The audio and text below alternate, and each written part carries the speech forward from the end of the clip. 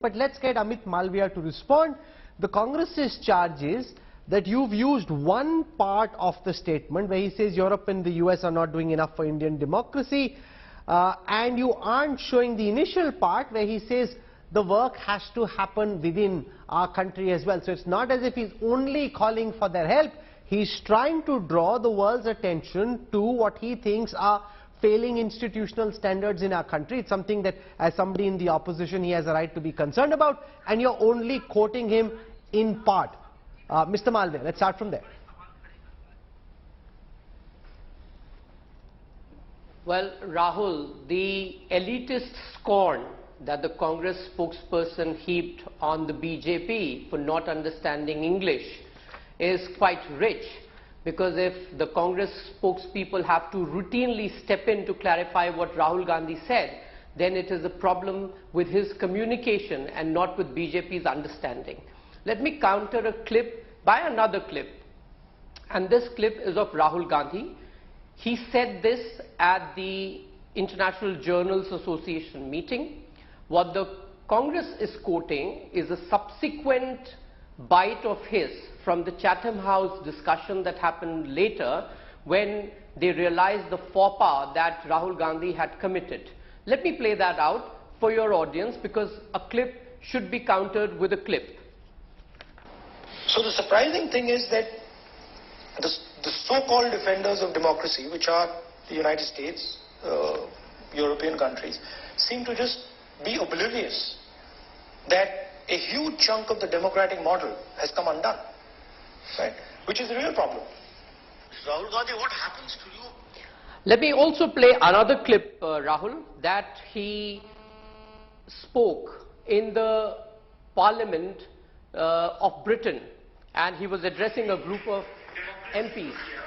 Is a global public good. India is big enough where if democracy is weakened in India, democracy is weakened on the planet.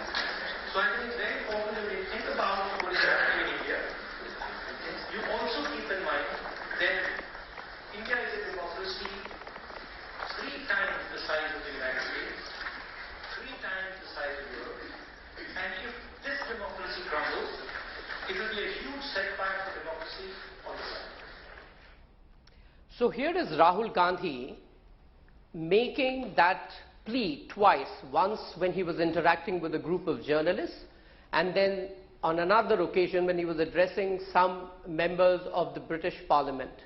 Now, when you say something like this to a bunch of parliamentarians, you are by extension appealing to the government of Britain to interfere in the internal matters of India. Now, as far as democracy in India is concerned, clearly there's nothing wrong with it. We have a functioning democracy.